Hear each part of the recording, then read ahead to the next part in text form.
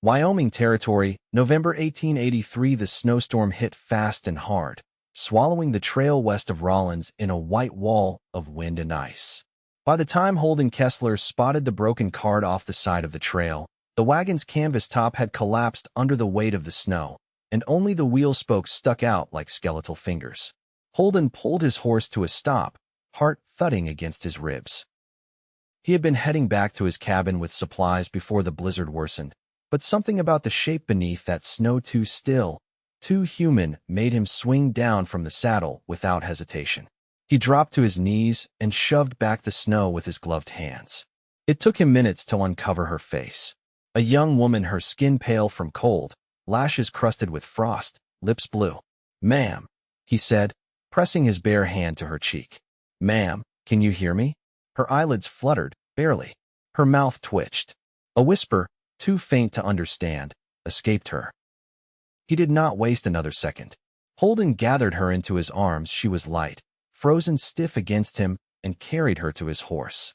He wrapped her in one of his wool blankets and hoisted her carefully into the saddle before climbing up behind her, one arm locked around her to keep her from slipping. "Hang on," he murmured, even though she was barely conscious. "Just hang on."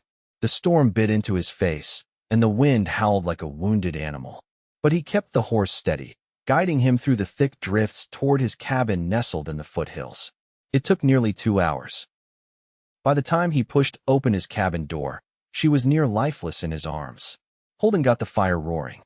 He stripped the frozen cloak from her body, wrapped her in every quilt he owned, and kept her close to the fire. He heated water, rubbed her hands and feet, and spoke to her even when she could not answer.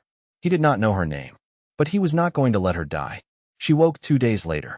He had just poured himself coffee when she stirred on the cot.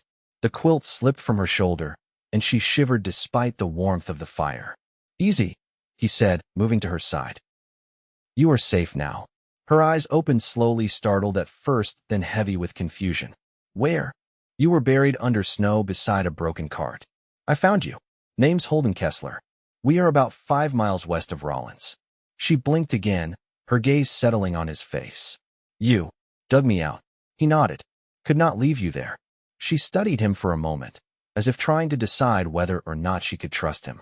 Then she whispered, "I am Delaney Duke." Her voice cracked, and he poured her a tin cup of warm water. "You were alone?" he asked gently, handing it to her. She hesitated, then nodded. "My horse spooked and ran. Will cracked. I tried to walk. Then the storm came. You were lucky I was riding the pass that day." Delaney looked down into her cup. "I do not feel lucky."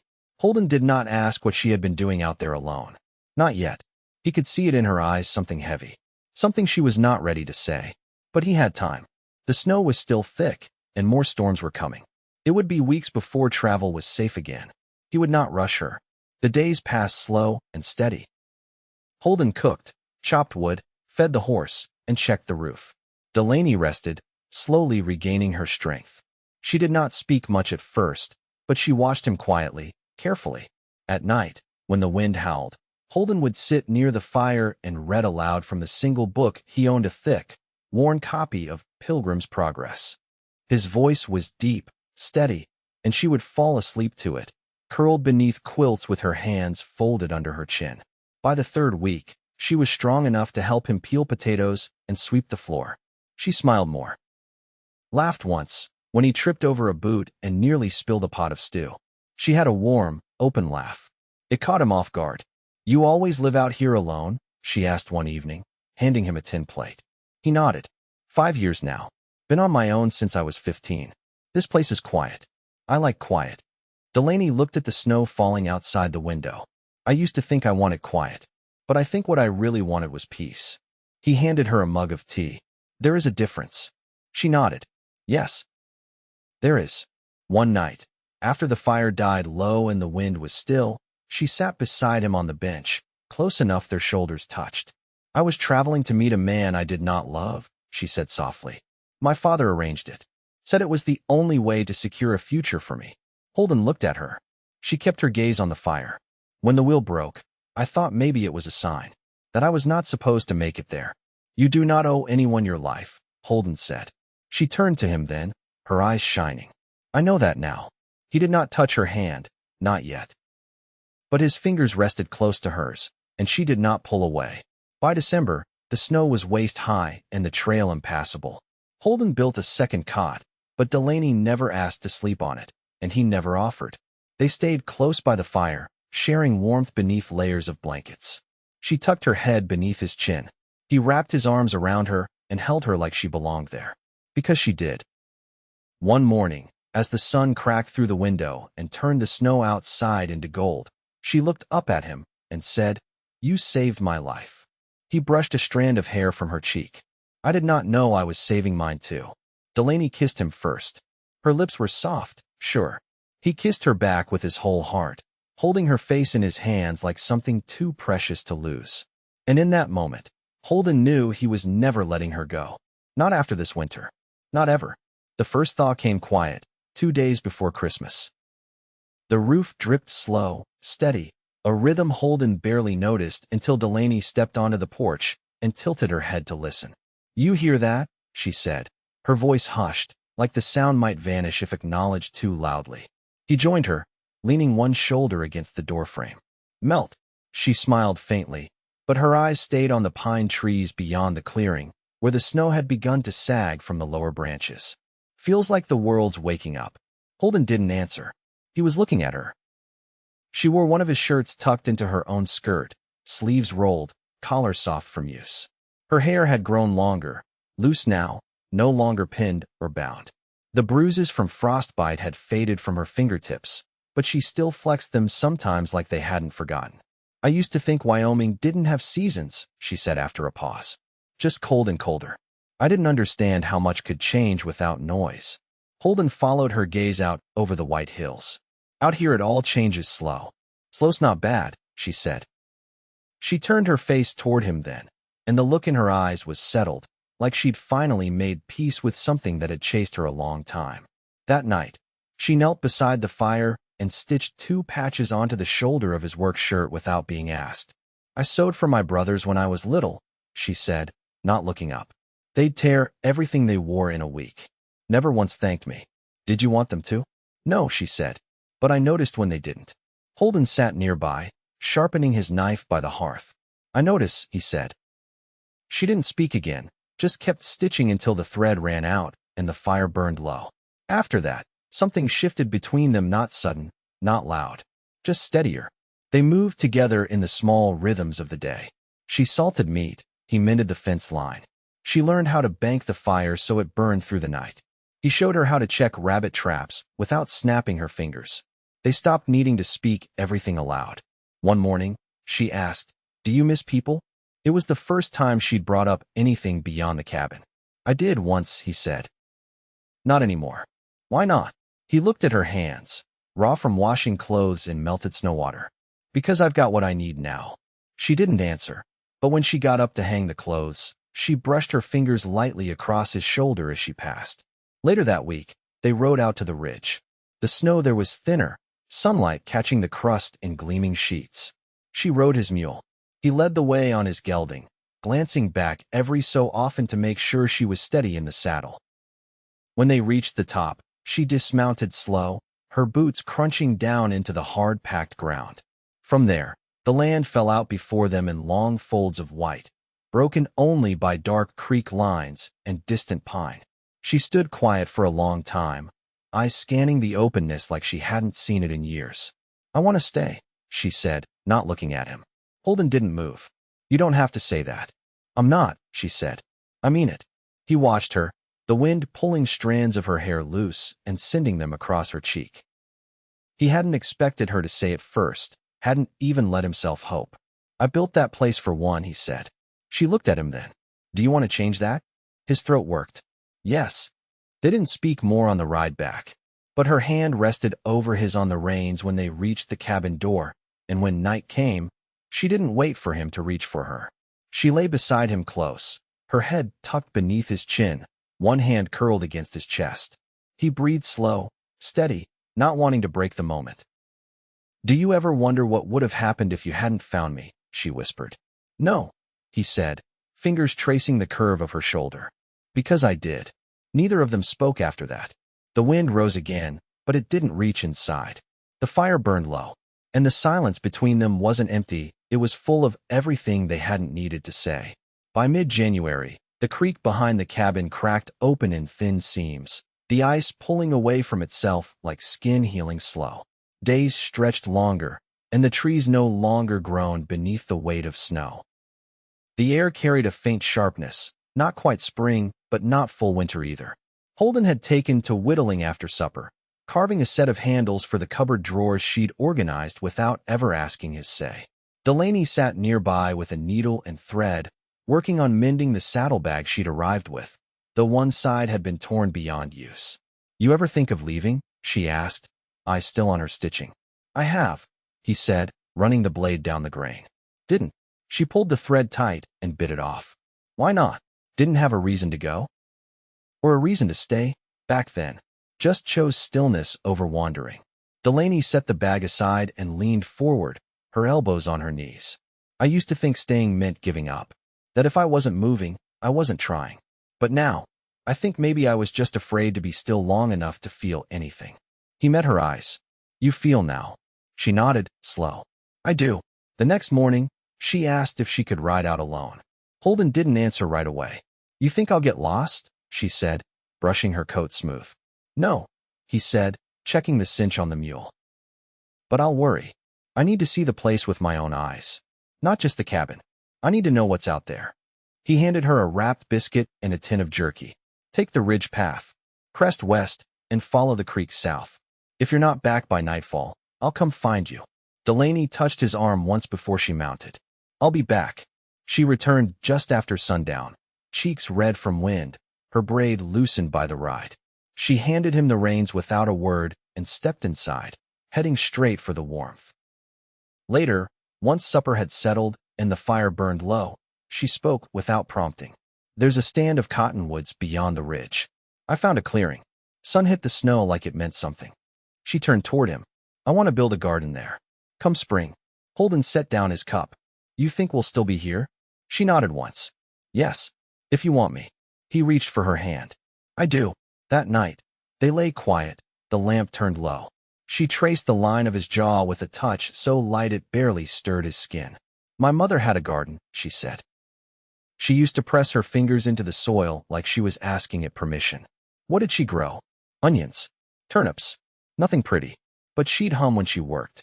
Same tune every time. Holden pulled her closer. "You hum." "I don't remember the melody." He rested his chin on her hair. "Then we'll find a new one." When February began, he showed her how to mark the trees for tapping, though they wouldn't run until late spring. She watched closely, mirroring him with quiet precision. "You always this patient?" she asked as he hammered the spile in. "With the right things."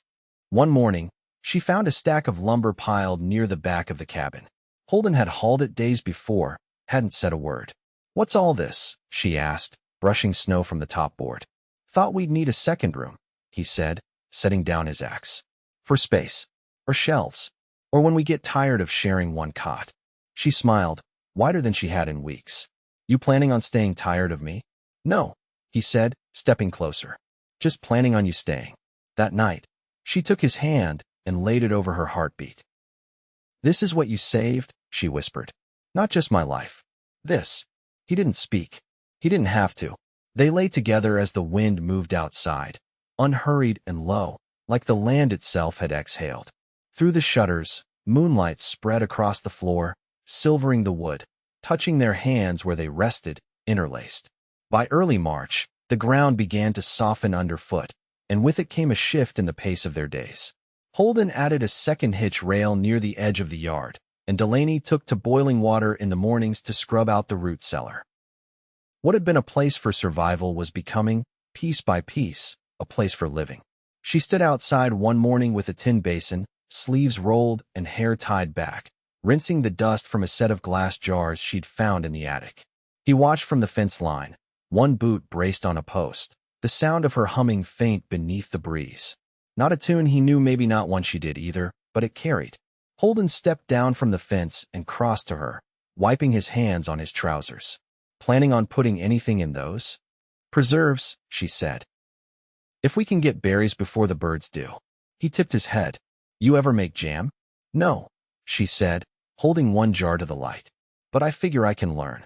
They walked the edge of the property after supper, where the last of the snow had melted into dark rivulets that pooled around the base of the cottonwoods.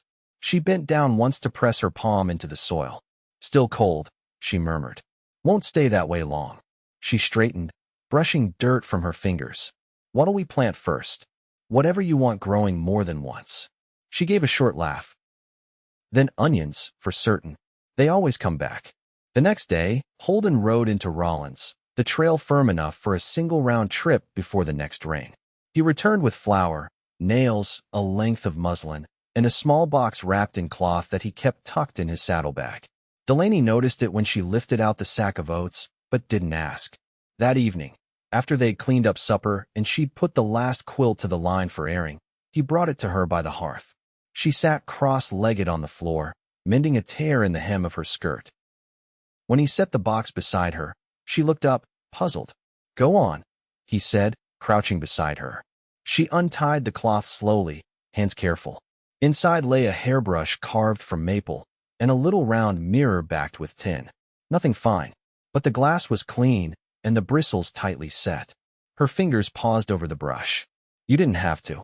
I know, he said, but I wanted to. She held the mirror up, studying her reflection. Her mouth softened. I almost forgot what I looked like. You haven't changed, he said. She turned her eyes to him. I think I have. Holden reached out and tucked a loose strand of hair behind her ear. His thumb rested just briefly against her cheek. You're stronger now, but you were always strong. She set the mirror down gently, then leaned forward and kissed him quiet, unhurried, like they had all the time in the world. Later, as the fire dimmed and the wind picked up again outside, she laid her head against his chest and whispered, I never thought I'd be known like this. Holden pressed his cheek to her hair. You are. Every piece. By the end of the week, she started drawing plans for the garden in charcoal on a scrap of flour sack. She knelt by the hearth to sketch, tongue pressed to the corner of her lip as she worked. He brought her a bowl of stew and watched over her shoulder. That many rows? Potatoes need room, she said, glancing up. And I thought we could try beets too. If we're going to live through another winter, we'll need variety. You're planning that far ahead? She set the charcoal down and turned toward him. Aren't you? Holden reached out and took the bowl from her, setting it aside. Then he pulled her into his lap, her knees folding easily as her arms wrapped around his neck. I've been planning since the day you opened your eyes, he said. Delaney rested her forehead against his. Then let's plant deep. He smiled against her temple. We already have.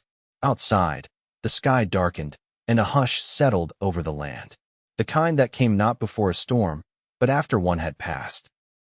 The last frost came in the second week of April, and with it, the earth gave way beneath Holden's boots when he stepped into the clearing by the cottonwoods.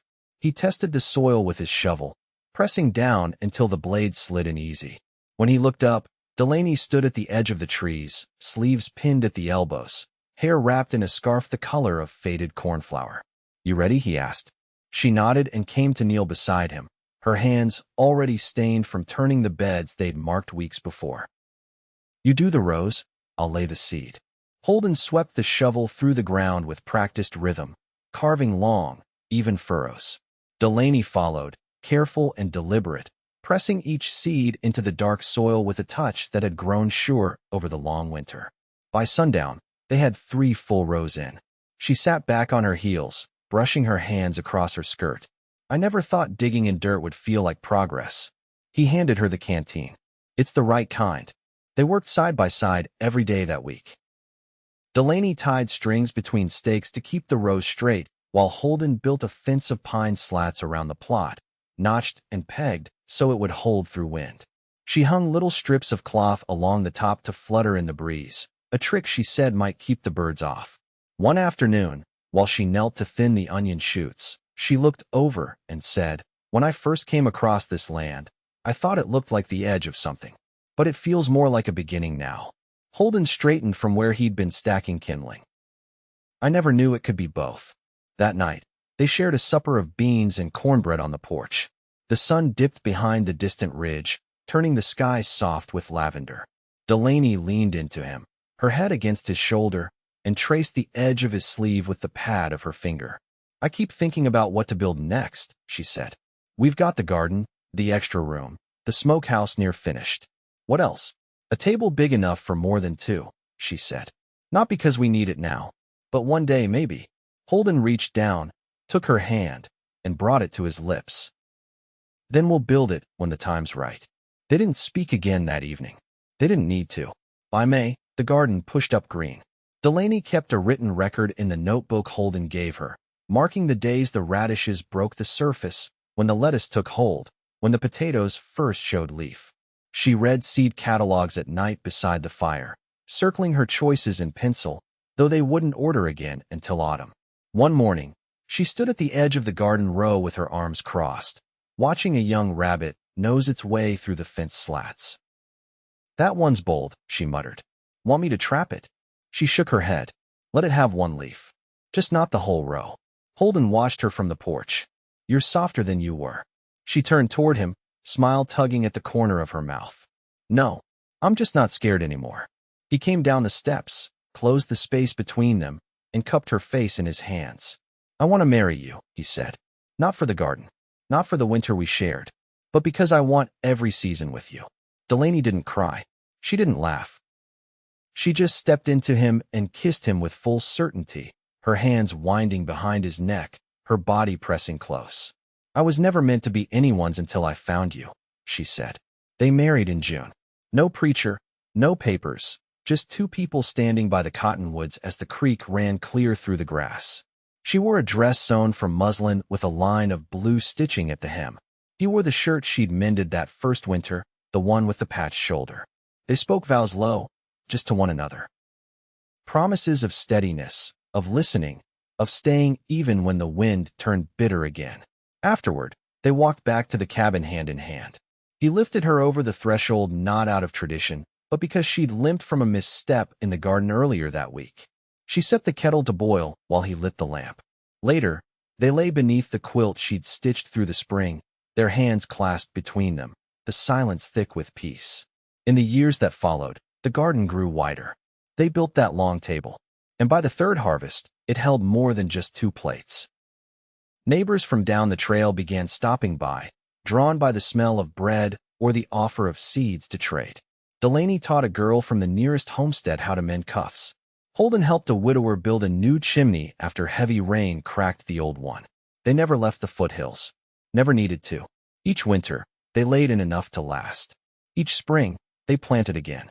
And each morning, Holden woke with Delaney curled against him, her breath warm at his neck, her fingers tangled in his. They were not loud people. They did not chase the world. They built something worth keeping. And they kept it, together,